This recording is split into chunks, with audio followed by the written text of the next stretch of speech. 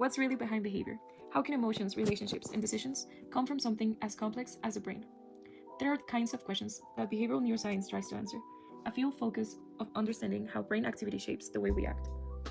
More than just observing, this experience helps us realize that every action, emotion, and decision has a biological foundation, deeply rooted in how the brain is built and how it works. During this visit, we saw how these connections actually play out, from social and reproductive behaviors into rodents to the structure and connectivity of neurons that make those behaviors possible. From this perspective, behavior doesn't just happen on its own. It's the result of biological processes like neural activity, communication between neurons, and the effects of neurotransmitters. To explore these ideas in a real-world setting, we visited the Center of Neurobiology at the National Autonomous University of Mexico, located in Juriquilla, Querétaro. This experience gave us a chance to look at the two key levels of brain research. First, how behavior is studied in animal models, and second, how brain structure is analyzed at the microscopic level. In behavioral neuroscience, understanding behavior means connecting what we can observe, like actions and responses, with the internal processes that produce them. To explore these ideas further, we started in the biotarium, which is basically a highly controlled space used to study animal behavior under specific conditions. In this area, they use animal models like rats and bulls to understand how biological processes influence behaviors like reproduction, decision-making, and social bonding. With the rats, we observed experiments focused on sexual behavior. They explained that males and females behave differently. Males can continue copulating as long as a female is available, while females need recovery periods and usually shift to other activities, for instance, running. This connects to the brain's reward system, especially areas like the nucleus accumbens and the hypothalamus. Dopamine plays a big role here because it reinforces behaviors that are important for survival. But what's interesting is that this system isn't fixed. It changes depending on hormones, which helps explain the differences between males and females. We also saw a conditioning experiment where a rat was placed in a box with 3 sections: a dark space, a textured area, and a bright space. Even after the dark area was paired with something irritating, the rat still chose it. This shows that natural preferences, like feeling safe in dark, enclosed spaces, can be stronger than negative experiences. Brain areas like the amygdala and hippocampus are involved here, helping process emotions and memory. So behavior isn't just about punishment, but it's also about what feels safe or familiar. Then, with the bulls, the focus shifted to social bonding. Some bulls are monogamous, which is actually rare in rodents. The females chose partner, and once they form a bond, they stay with that partner for life, even if the partner dies. This behavior is linked to brain system involving dopamine, oxytocin, and vasopressin, especially in areas like the nucleus accumbens and prefrontal cortex. These chemicals basically make bonding feel rewarding over time. Something that stood out was that female chose a familiar bull over a stranger, even without copulation. So this shows that bonding isn't just about reproduction, it's also about familiarity and social connection. They also show how alcohol can affect this. In male bulls, it made them more impulsive and less attached, with females stayed more stable. This shows how changes in brain chemistry can directly affect behavior and relationships. After that, we moved into the lab, where we focused more into the brain itself.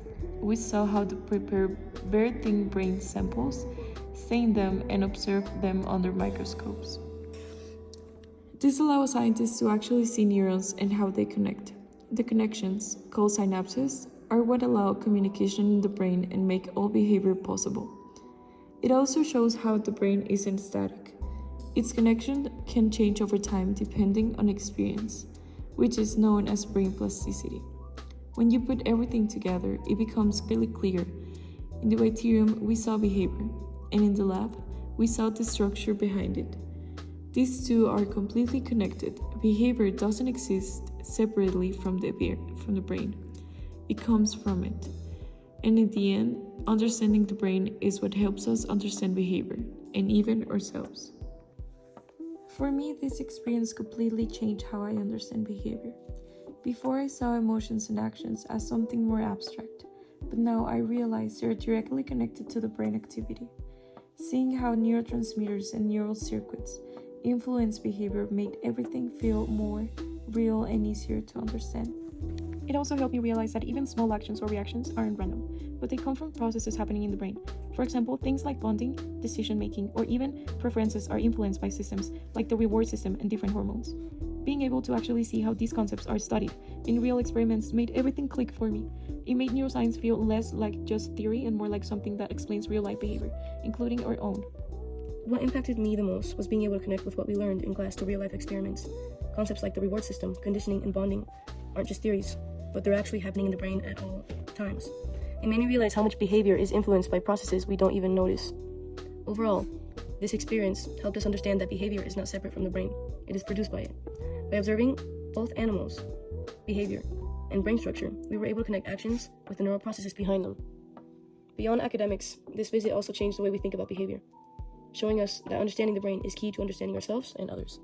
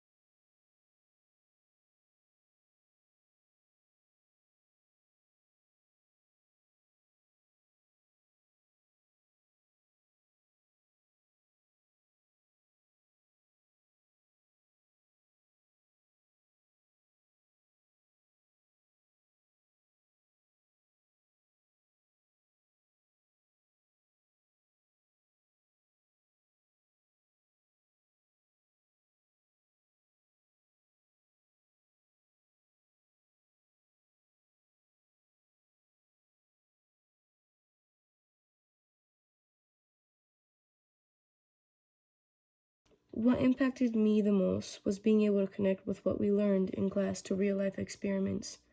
Concepts like the reward system, conditioning, and bonding aren't just theories, but they're actually happening in the brain at all times. It made me realize how much behavior is influenced by processes we don't even notice. Overall, this experience helped us understand that behavior is not separate from the brain, it is produced by it. By observing both animals, behavior, and brain structure, we were able to connect actions with the neural processes behind them. Beyond academics, this visit also changed the way we think about behavior, showing us that understanding the brain is key to understanding ourselves and others.